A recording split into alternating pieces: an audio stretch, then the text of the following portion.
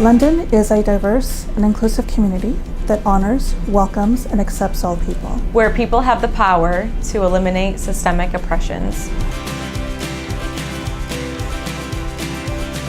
The City of London commits to mandating equity and exemplifying our vision of London as a diverse and inclusive community. Learning and honoring the unique histories and lived experiences of all people in our community. Removing systemic barriers to accessibility as experienced by our community. By listening and responding to the voices of those who are marginalized. As Londoners, we commit to working together with the City of London towards our vision of a diverse and inclusive community. Modeling the community we aspire to be. Respecting others. Learning. Acknowledging our biases. And celebrating the diversity and history of our community. Being passionate allies with our neighbors and fellow Londoners. And standing up for one another. To ensure we live in a city where everyone belongs. In order to be able to express yourself openly and honestly with another race of people is a hard thing. It's difficult.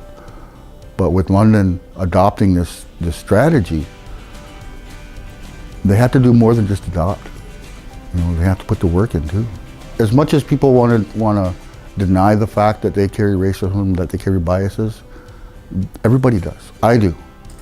I have those biases within me too.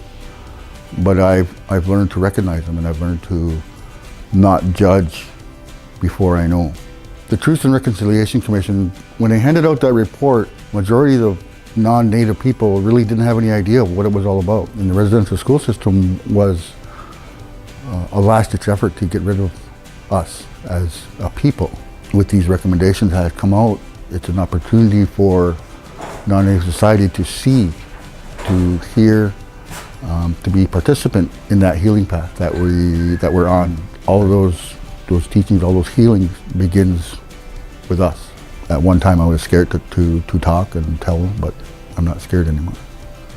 That work needs to be done. We're asking for some respect. And when you're a person of color, when you're Aboriginal, you're Black, you're Hispanic, or Muslim, you're treated differently, you're looked at differently. You get served differently in commercial establishments, in stores, restaurants. It's the education part, to being able to listen with a clear mind, listen with an open mind. Or you can put in all kinds of bylaws or laws, you know, that can say, well, you know, you can't discriminate, you can't do this, you can't do that. But it's up to the people. It's up to the people to embrace that. We're what's going to make it different. It's up to us to make it different. Not city council, not city hall, but the people. The people need to get involved. It'll make it better for everybody. In fact, when we don't incorporate difference, we weaken our society, we weaken our community. So I think the first step is making people aware of that. Secondly, I think making people, organizations, communities aware that we have a history of exclusion in this society, that there are historical reasons why systems have been set up in particular ways, and that those systems, unconsciously sometimes, unintentionally sometimes, but they tend to separate and they tend to exclude. And once we have an awareness of our own roles in that, so if I, for example, am aware, I have elements where I have oppression, that I'm discriminated against, but I also have elements of my person that I have privilege.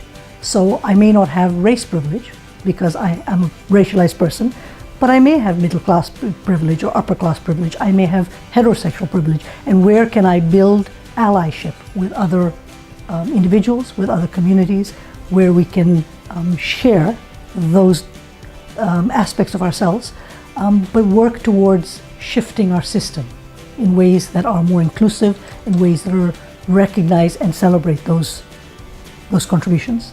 It's one thing to have conversations. I think that's a great start. I think the community champions that came together did a fabulous job. I think I would look now to individuals, to organizations, to the city, to actually say, how do we now move this forward because that will require it'll be the next step. Where is the diversity in London?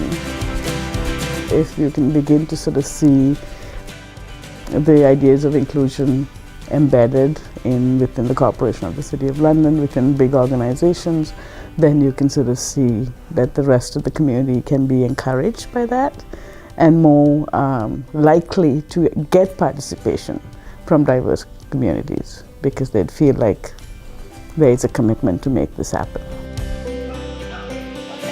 For me, the critical piece is the listening piece, right? I mean, I've been doing this work for a while, and so I've worked hard at trying to get representation on boards and committees. But I'm not sure that people are listening to, they're asking for diversity on those committees, but I'm not necessarily sure that there's the commitment to change as a result of what that diverse perspective brings to the table. And that's the shift that I think kind of needs to happen.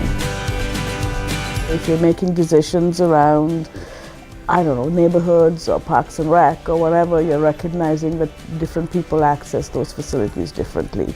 And if you're listening to that voice, then that would be influenced, right?